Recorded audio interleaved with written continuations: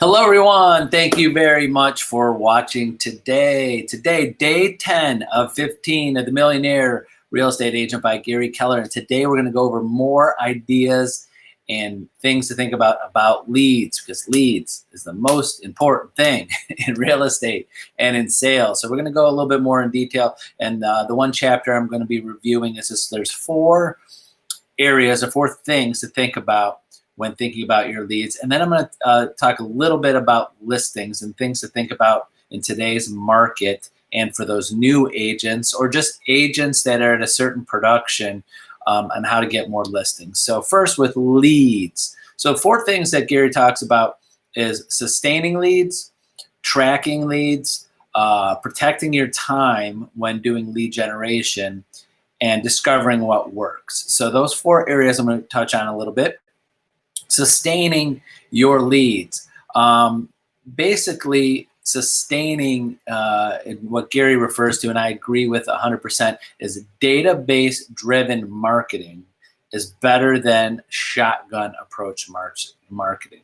Putting an ad in a magazine, doing a general newsletter mailer or postcard mailer to people that you don't even know. You're just throwing it out there. General mailing, general marketing, things that you're not specifically going after a database of people. You don't know exactly who your marketing is hitting. I explain that to agents almost on a daily basis in my coaching, is that I don't believe spending time and money on people that you don't know, at least their name, is not worth the time and money. Unless you have no other list, or you don't have a database, but you should be working on a database of people you know, people you knew, people you want to know, people that you know, past business, anything.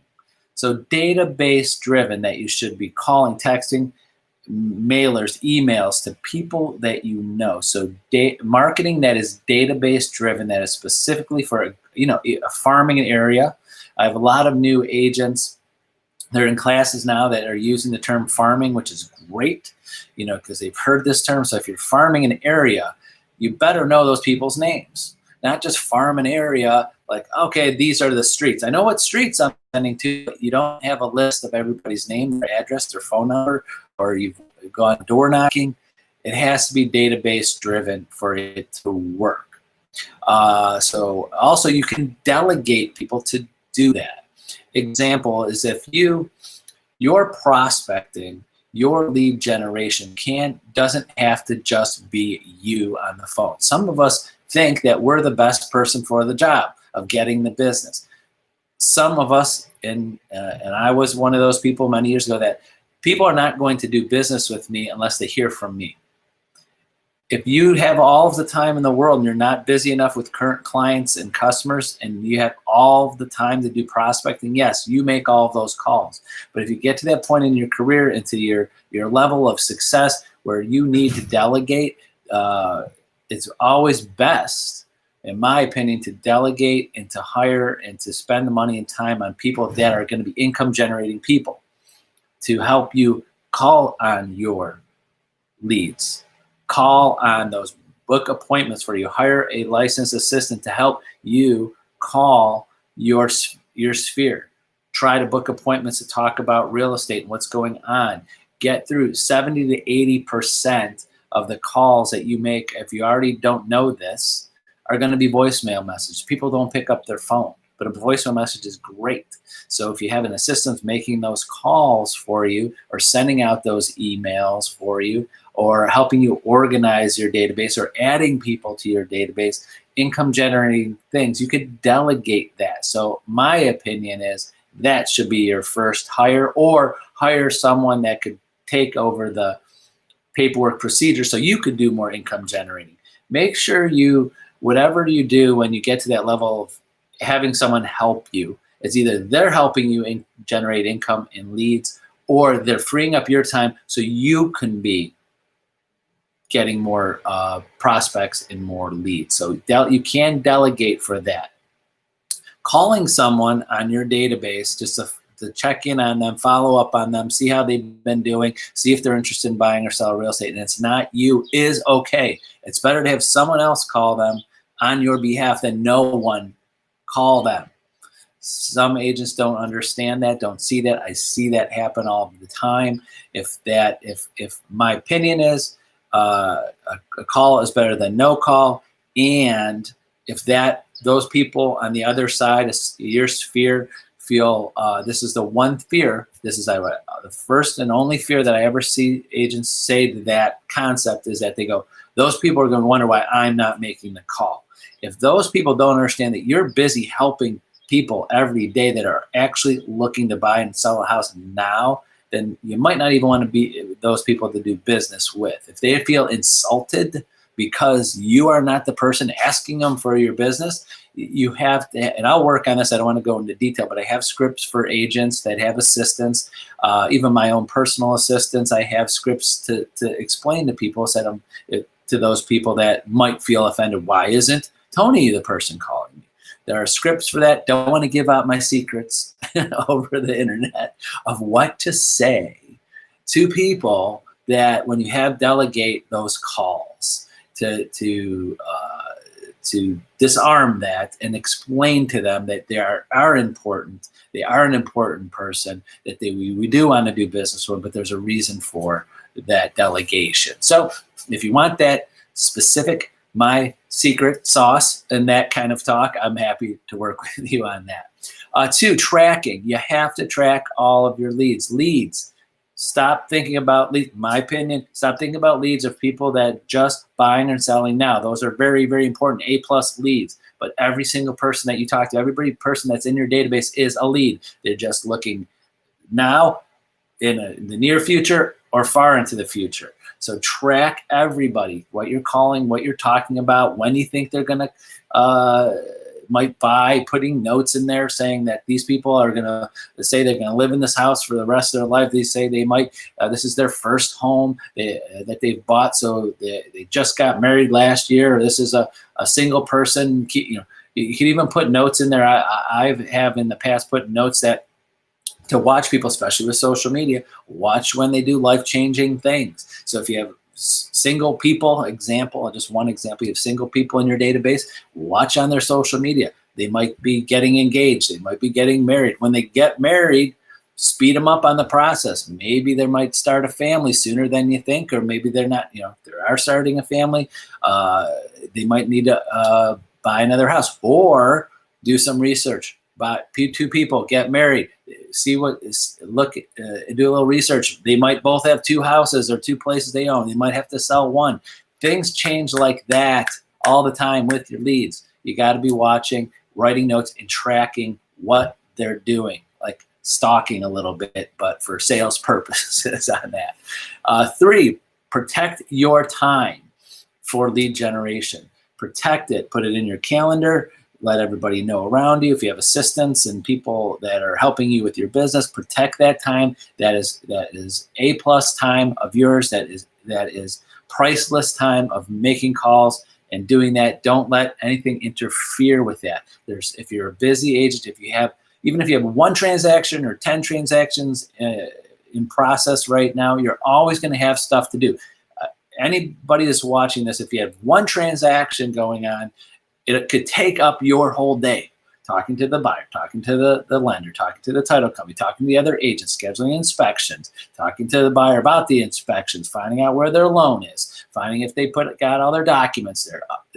This could go on every day, all day long. So you could spend all day on 1 transaction. So if you just keep that in mind, I see agents sometimes spending, they think they're on top of everything, which they are sometimes, but they're filling in all of the stuff that they should be doing on a transaction, but pushing away that prospecting time because they feel like they worked.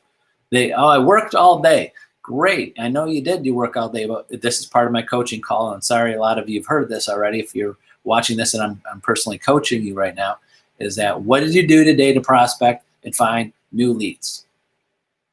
The work day is not a complete work day if you didn't do that. Think about that. Keep that in your head. If you get through the whole workday, you got through the workday. You worked all day. You worked hard. You worked very hard. You probably did a lot of things. You might have worked a 12-hour day. You're tired. What did you do today to try to get more leads? Then it wasn't 100% complete. It was not 100% complete workday. You left an important task undone that day. So just keep that in mind. 4 and last for leads is discover what works. So many agents just do what's new. They'll sign up for some new thing online that they saw that it shows leads. That's great. It's a good try. If it's not, it's something to try. You could always try things, but make sure it doesn't take up all of your time and take you away from consistently and persistently doing something else. If you want to add something to it, to try it, as long as it doesn't take up all of your time, it doesn't take up money or a lot of money, definitely. It's worth trying some things. But some agents just continue to try this for about a month, try that for a month, try this for a month. But all of those agents that you see in your market, in your area, that have all the listings or have a great team or a big company or doing well, or you see those people, they're not geniuses. Flat out, they're not geniuses in real estate. They are just persistent and meticulous about their leads, their tracking, and that's it. That's it. There might be, if you want to term geniuses about, or just ADD, OCD about their leads, their tracking, their notes, their follow-up, their database of people. That's what they do. And when you talk to agents, I am so many agents over 28 years in real estate. Some of them don't even, when you talk to them about success and what they do, they sometimes forget to mention this because it is like muscle memory to them. It's muscle memory to them. They do it every day. They don't even realize they do it. Their database, their meticulousness, their persistence, they don't even, it's like, what did you do today? When you ask anybody what they did today, no one goes, I got up and I ate. Well, if they say that, they're probably joking. But guess what? You get up every morning and you eat and you go to sleep.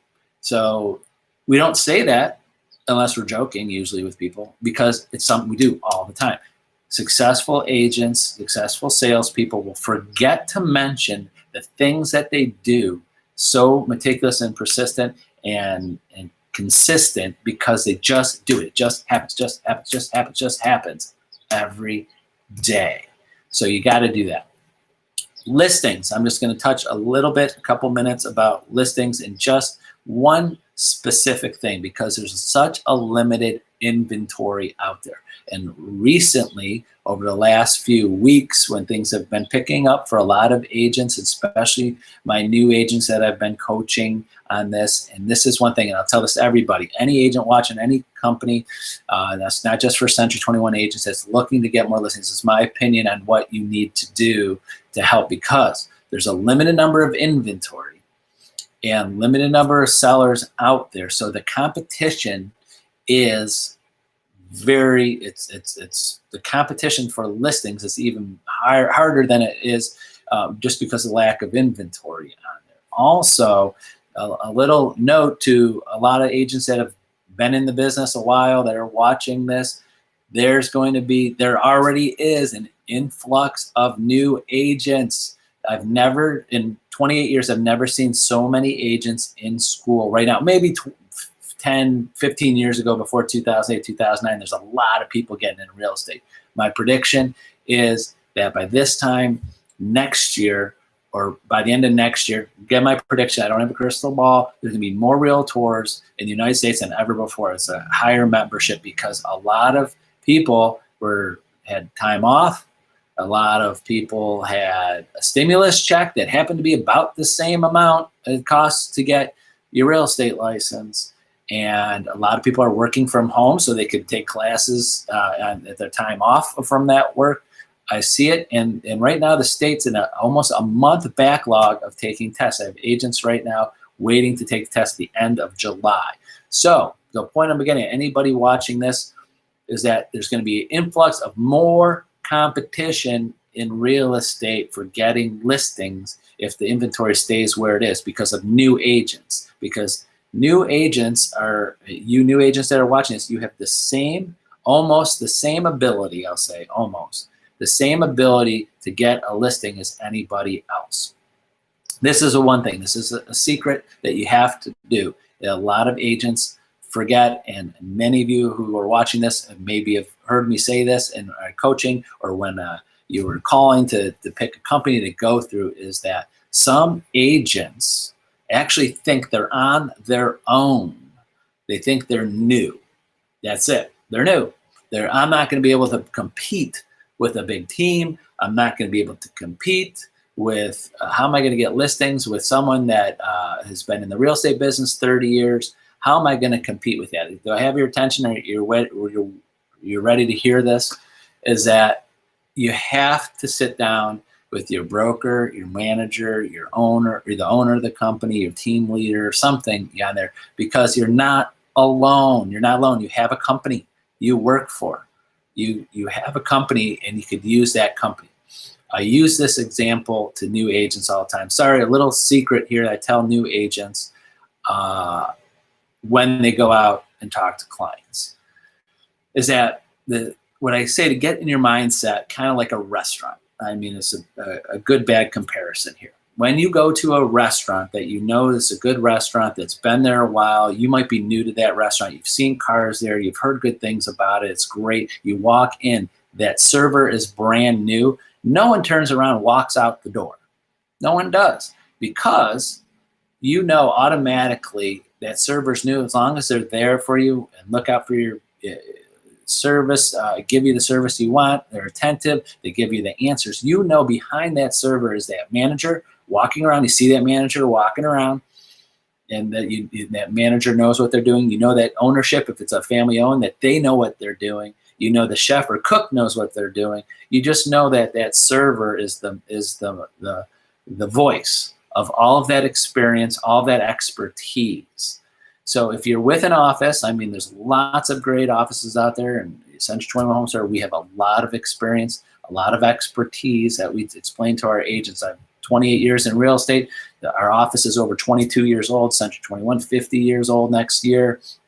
So we have lots and lots and lots of experience behind you. You're not alone. So all the agents that are not with Century 21, same thing. Look at, if you're new, you're trying to grow your business, if you're ever worried about going toe-to-toe with a big team or another office with a listing, you got to use all of your resources behind you. You have a whole office, a whole company, a whole franchise behind you. If you're with a larger franchised company behind you, use all the tools, all of the marketing, all of the years, all of the expertise behind you. You're not alone. If you feel alone at the office you're with, find an office that you don't feel alone in, so you could have all of that marketing. So I'm specify this to all our Century 21 agents. If you need help with getting a listing and you need to go toe-to-toe, you have we sell over 2,000 homes a year. We have over 22 years as an office experience, hundreds and hundreds of agents with our office, and myself as a broker of 28 years in experience. I am legally responsible for every one of our listings and every one of our sales and every one of our agents. I am connected to every one of those transactions. I should be on your marketing if you need me. That's how your office should be too, and you need it. You're not alone. So any new agent out there or agent wants to grow their business and worried that they're not going to be able to get listings, not going to be able to get because they're worried that there's someone else that has more expertise than you, help get your office to help you have that expertise, have that years in business, the number of sales, all of those fancy, shiny things that other teams and other companies and other offices use to try to get more listings. You have that too. I'm almost positive of that. If you're with an office that has all of that. So nothing wrong with offices that are smaller or don't have all the years experience. They're great too. I'm just using that as an example of like our office here at Century 21 and other offices out there. So that's why I want to be specific about listings, because I've been coaching a lot of agents over the last few weeks that are worried about and nervous about going on listing appointments, and that they don't have the experience, they don't have the number of sales, they don't have the expertise. That you're not alone. You're not. Yes, you're an independent contractor, but you have a whole office, company, and broker, owners, management behind you, and they should be helping you get those listings and win those listings over. So that's all I wanted to say about listings, because I could go on and on about that. But if anybody wants to reach out to me one-on-one, spend some time, it doesn't matter if you're with Century 21 or not. I'm happy to help. I love coaching. I do it every day. I love brainstorming. I love trying to figure out how to make agents better at what they do every day and get more business. It helps us all out in our industry. So that's it for today, Friday, July 3rd, and I will be back on Monday at 11. So have a very happy and healthy 4th of July weekend, and we'll see you at Monday at 11. Bye-bye.